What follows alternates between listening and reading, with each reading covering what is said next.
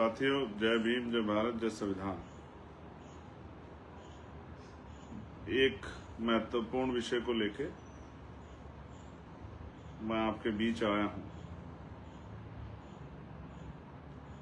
सर्वप्रथम तो मैं बहुजन समाज में जन्मे सभी संतों, गुरुओं और महान पुरुषों को नमन करता हूं। प्यारे साथियों, मैं बस निकल रहा हूं आगरा के लिए। आज आगरा कार्यक्रम है, लेकिन उससे पहले पिछले 2 दिन से जो विषय लगातार मेरे संज्ञान में लाया जा रहा था, जिसमें मैंने कल ट्विटर के जरिए, एक्स के जरिए बात भी रखी थी, आज जो चीजें मेरे सामने आई हैं, वहां के जिले, मंडल, प्रदेश की टीम से बात करने के बाद मुझे लगा कि ये आवश्यक समय है कि वो बातें आपके सामने आ जाएं, आपको पता लग जाए।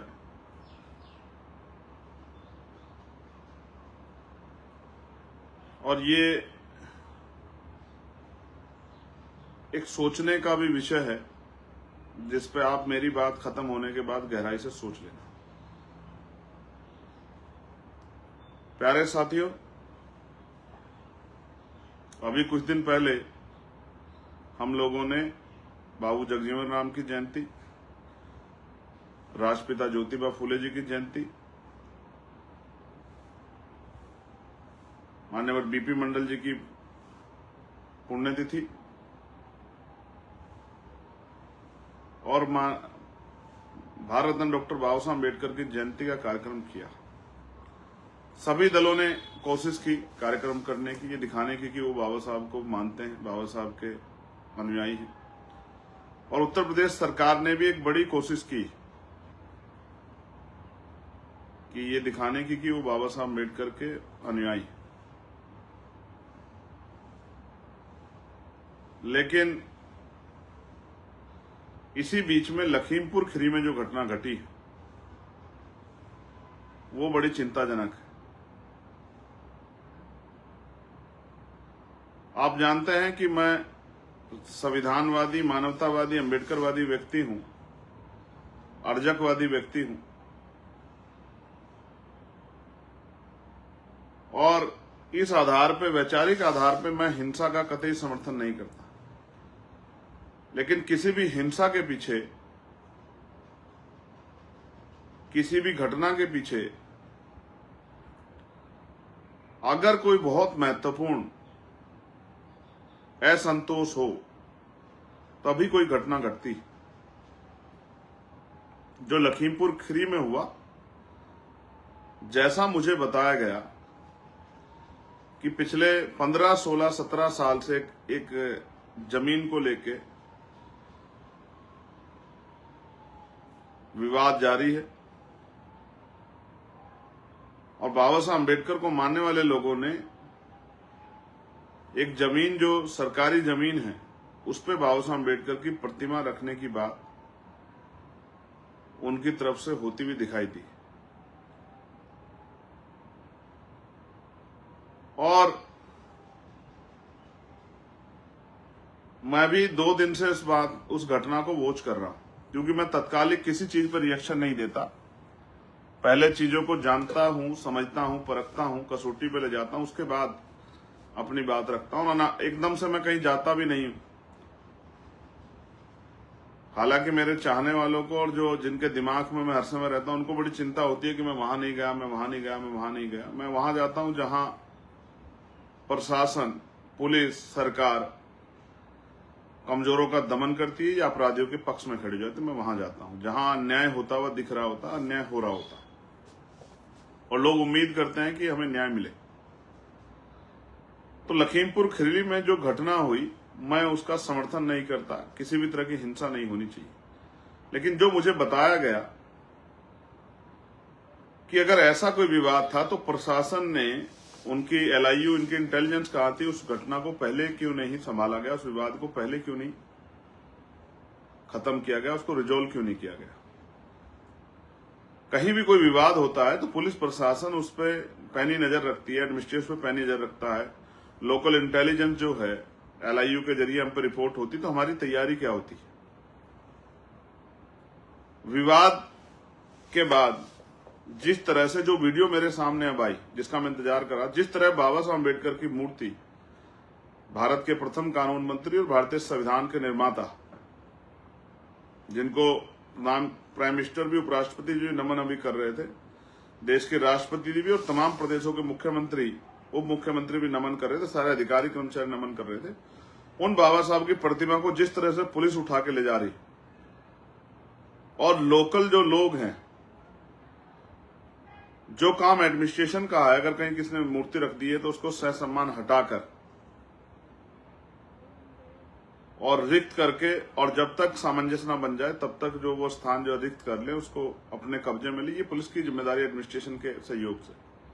लेकिन जिस तरह से बताया गया कि वहां के लोकल कुछ लोगों ने वो मूर्ति मौके से हटा दी, ये तो किसी भी तरीके से जायज नहीं। और सिर्फ हटाई नहीं है, उस मूर्ति को तोड़ दिया गया है, खंडित कर दिया गया है। मैंने देखी पैरों में बाबा साहब की स्टैचू दिखाई दे रही, और उठा के ले जाने वाले तरीके में जब महिलाओं ने विरोध कर दिया तो मूर्ति टूट गई। उस मूर्ति को टूटे हुए देख के बाबा साहब अम्बेडकर को मानने वाले लोगों के अंदर आक्रोश पैदा हुआ। उससे पहले कोई आक्रोश नहीं था, कोई इस तरह का नेचर नीयत नहीं थी कि इस तरह की घटना वहां होनी है।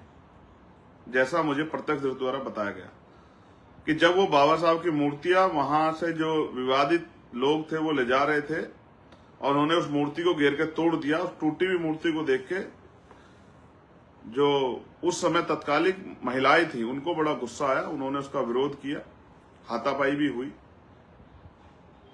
और यह भी बताया गया कि वहां के स्थानीय विधायक का इसमें बहुत बड़ा रोल है। शायद उनको अपनी प्रभावी हार अभी से दिखाई दे रही है, इसलिए भी शायद उन्होंने इस तरह की हिंसा को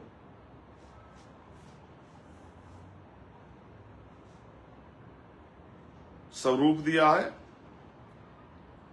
और वो उस क्षेत्र को हिंसा में झोंकना चाहते हैं। लेकिन उसके पश्चात जो कार्रवाई हुई है और कार्रवाई की जा रही, पुलिस के अधिकारियों से या एडमिनिस्ट्रेशन के अधिकारियों से, प्रशासनिक अधिकारियों से, हमारे पार्टी संगठन के लोगों की बातें हुई है कि जिस तरह ये माहौल सामान्य हो जाए और इस तरह का विवाद जो आगे ना बढ़े। लेकिन पुलिस के लोग वादा खिलाफी करके रात के अंधेरे में घर जाना, भाई अगर आपको अरेस्ट करना है, मैं आपको कह रहा हूं, अगर जिन्होंने हिंसा की आप पे वीडियो फुटेज होंगे, आप चिन्हित कीजिए, उन पे कार्रवाई कीजिए। लेकिन रात के अंधेरे में जाकर घर में घुस के महिलाओं के साथ अपमानजनक रवैया करके, महिलाओं को गालियां देके कौन सी कानून व्यवस्था बहाल की जा रही है, जिस तरह की चीजें मुझे बताई गई, ये बहुत चिंताजनक है। और इससे मेरे नहीं, मेरे जैसे हजारों करोड़ों लाखों लोगों के लिए जो भारत में रहते हैं, उनके अंदर ये गुस्सा पैदा होगा, आक्रोश पैदा होगा, जिस तरह की कार्रवाई पुलिस वहां कर रही है। मैं इस वीडियो के माध्यम से प्रदेश के मुख्यमंत्री जी से मांग करता हूं कि वो न्याय कराएं, और प्रशासनिक अमले से, पुलिस के अधिकारियों से कहता हूं कि वो जांच कराएं, वहां के पुलिस के अधिकारी किन नेताओं के साथ लगातार फोन के टच में थे और किन के इशारे पे सब चीजें की गई। और जिस तरह की अब कमजोर वर्गों में भय पैदा करने की, मैं नहीं कह रहा हूं, अखबार लिख रहा, आप पढ़ लो अखबार, कि लोग पलायन कर गए, लोग घरों में नहीं है, जिनका कोई विवाद से मतलब नहीं था, जाति के आधार पर आप लोग कार्रवाई कर रहे हो, वो लोग गांव छोड़ के चले गए, ताले लग गए, उनके पशु बेसहारा हो गए। अब गाय माता की बात करते हैं, वहां उनके पशु गाय भैंस जो हैं वो परेशान हो रहे हैं, उनको पीने के लिए पानी नहीं है, उन पर चारा नहीं, क्योंकि आपने भय का माहौल बना दिया। 2, 4, 10 लोगों ने अब वो किया होगा, हिंसा में शामिल होंगे, वो भी कोर्ट तय कर देगा। लेकिन आप जानबूझ के जाति को टारगेट करके, एक समाज को टारगेट करके जिस तरह का हिंसात्मक कार्रवाई आप कर रहे हैं, दंडित कार्रवाई आप कर रहे हैं, ये चिंताजनक है। जिस तरह की मारपीट आप कर रहे हैं, मुझे जिस तरह बताया गया कि लोग अपने नल को पानी लेने नहीं जा पा रहे हैं क्योंकि पुलिस उनके साथ मारपीट कर रही है, महिलाओं के साथ अपमानजनक रवैया कर रही है। और लगातार मेरे पास मैसेज, कॉल सारे प्लेटफॉर्मों पे वहां से हैं। मैं बड़े सख्त लहजे में कहना चाहता हूं कि इस तरह की दमन की कार्रवाई हम लोग कमजोर लोगों पे बर्दाश्त नहीं करेंगे। मेरी बात को वहां का प्रशासन और प्रशासनिक जो अधिकारी वो सुन लें, ये मेरा आग्रह भी है और मेरी चेतावनी भी है। आप अपराधियों पे, आरोपियों पे कार्रवाई करो और आपका काम डंडे मारना नहीं है, किसी के घर का सामान तोड़ना नहीं है। जो वीडियोज हमारे पास आई, घर का खाट तोड़ दिए, वॉशिंग मशीन तोड़ दिए, मोटरसाइकिल तोड़, जो आपने हिंसा कर दी, इसका जवाब कौन देगा? हमारे लोग कानूनी कार्रवाई में कमजोर है, वरना ऐसे सब अधिकारियों के खिलाफ मुकदमे दर्ज कराना चाहिए जिन अधिकारियों ने घर में उसके तोड़फोड़ की है। किसने अधिकार दिया आपको? आप कोर्ट हैं? कोई काम पे से आप उसको उठा ले गए, लोग रो रहे हैं, परेशान हैं, पुलिस वादा करके मदद नहीं कर रही है, प्रशासनिक अधिकारी मदद नहीं कर रहे हैं, फिर मजबूरी में मैं उधर आऊंगा तो फिर कहेंगे कि नहीं साहब आप मत आइए, ये ठीक नहीं है, इससे माहौल खराब हो जाएगा, गुस्सा, लोग आक्रोश होगा, इकट्ठे होंगे, जब आप अच्छा काम नहीं कर रहे हो। मैं आपसे कह रहा हूं कि जिन लोगों ने अपराध किया है, जितना अपराध किया, आप उन पर कार्रवाई कीजिए, मुझे इससे कोई दिक्कत नहीं। चयनित कीजिए, चिन्हित कीजिए, कार्रवाई कीजिए, लेकिन उसके सिर्फ इसी आधार पर आप समाज को पूरे टारगेट करके महिलाओं को मार पीटा करेंगे, गालियां देंगे, घर में घुस के बच्चों के साथ अपमानजनक रवैया करेंगे, लोगों को पीटने का काम करेंगे, बुजुर्गों को मारपीट करने का काम करेंगे और लोग वहां से पलायन करेंगे, तो ये हम लोग बर्दाश्त नहीं करेंगे। इसलिए मुझे आज लाइव करना पड़ा और मैं विश्वास दिलाता हूं लखीमपुर के साथियों को, जो लोग निर्दोष हैं उन पर कोई कार्रवाई नहीं हुई। अगर उनके साथ गलत हुआ तो हम लोग वहीं आके धरना देंगे, इस बात का मैं आपको विश्वास दिलाता हूं। और आप जानते हैं मैं झूठ नहीं बोलता हूं और वादा भी झूठा नहीं करता। ऐसे ही यहां उत्तर प्रदेश के नोएडा में एक और घटना घटी, आपको इसका आपका ध्यान आकर्षित करता हूं। मजदूरों ने विद्रोह किया है क्योंकि उनसे जो वादा हुआ था वेतन वृद्धि का वो नहीं हुआ, और जब उनके साथ जो वादा हुआ और वादा खिलाफी, उसके बाद ये सब हुआ।